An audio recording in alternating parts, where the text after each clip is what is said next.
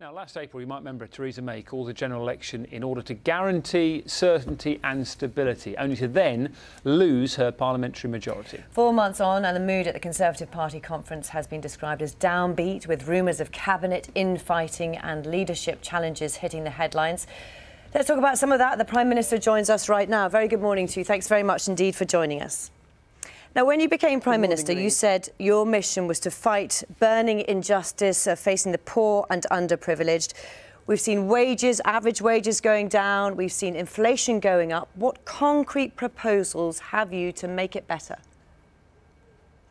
Well, you're absolutely right. When I stood on the steps of Number 10 when I first became Prime Minister, I was very clear about the mission for the government, and that mission continues, and that's what people have been hearing about here at this party conference. So they have been hearing, for example, about what we want to do to help those young people who fear that in the future they'll be worse off than their parents, and that's about helping young people in the housing market.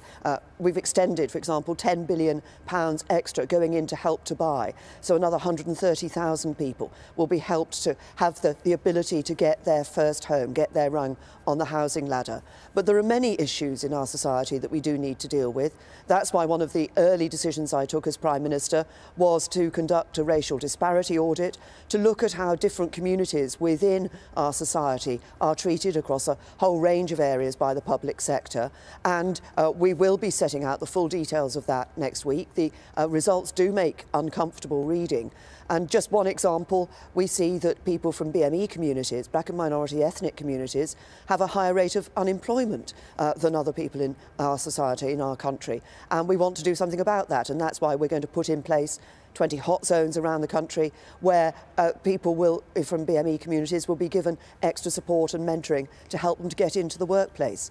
It's a sort of concrete proposal, concrete action the government is taking to deal with these injustices in our society. Let's talk about, and I'll refer you to your words if I could. You told a nurse in the election campaign there is no magic money tree, but as you've mentioned, there's money you found for students, freezing tuition fees. There's money for housing policy, for example, on rail improvements for the north of England. What about money for nurses, for teachers, for care workers who are having real difficulties?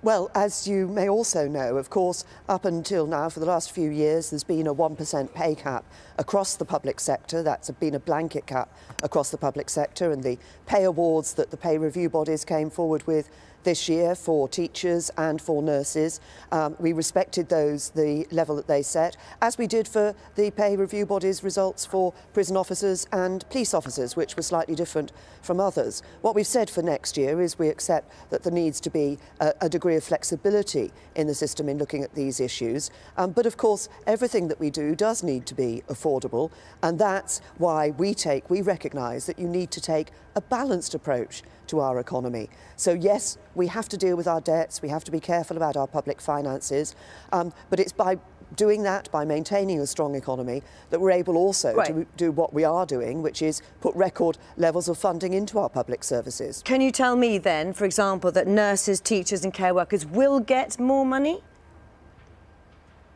Well, the way that we do this is that we ask an independent group of people, the pay review body, to come up with their proposals for nurses' pay, for teachers' pay. We do the same for police officers, for the armed forces, for prison officers, and we wait to hear the results of what those independent people are saying to us, and then obviously government takes a decision.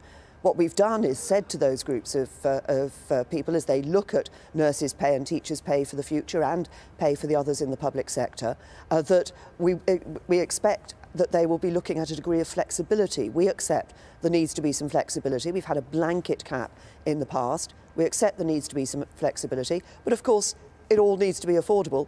It needs to be affordable for the taxpayer, many of whom, of course, are nurses and teachers and people working in the public sector.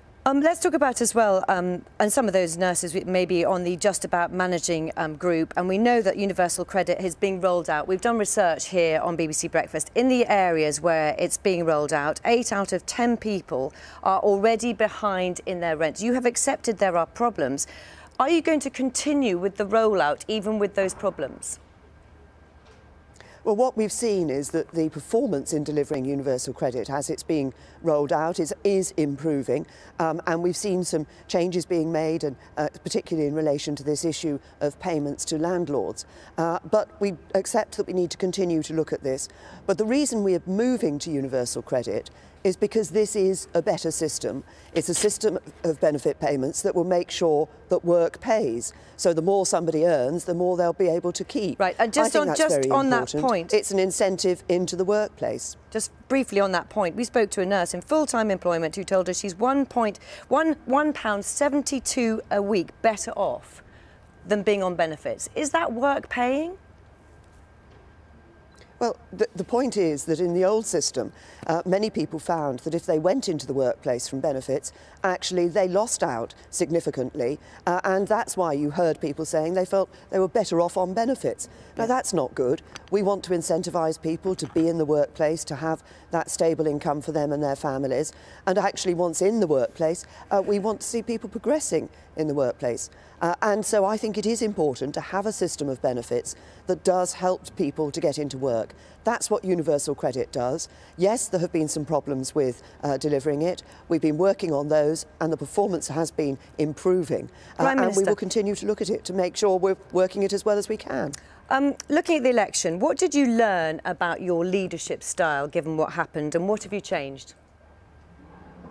Well, I think one of the key things that I learned from the election was that when I became leader of the party, when I became Prime Minister, I had set out a mission for government. I did that on the steps of number 10 Downing Street in July 2016, as you yourself referred to at the beginning of this interview. That message, that mission for the government, didn't come across during the election campaign. Here at the conference, people are seeing what we are doing to deliver on that mission for people so that we are truly building a country that works for everyone. Do you agree with Boris Johnson's red lines on Brexit? Boris signed up to the Florence speech, the whole cabinet signed up to the Florence speech that I gave, which set out, just a matter of 10 days or so ago, which set out our vision for the future deep and special partnership that we would have with the European Union. I think that has been an important contribution to the negotiations and the debate. I've had positive responses from other European leaders on what I said in that speech. We're all focused, all of us around the cabinet table, on ensuring that we get the best possible deal for the UK when we leave the European Union. And we're also focused on building a global Britain, which is about taking the opportunities that are open to us for the future. With respect, you didn't answer my question about whether or not you agreed with his red lines. When does Boris Johnson cross a red line from your point of view? Well, I think if you look at the issues that Boris has been talking about, of course, I addressed those in the Florence speech that I set out, which, as I said, all members of the Cabinet signed up to and agreed that this was the right approach for the government to take. What you'll be hearing from Boris today here at the conference is about how we're building that global Britain, that Britain that will take the opportunities and be optimistic and ambitious about our future once we leave the European Union. And Prime Minister, you have been criticised in the past for not answering questions. Could you just answer that one for me? When does Boris Johnson cross a red line for you?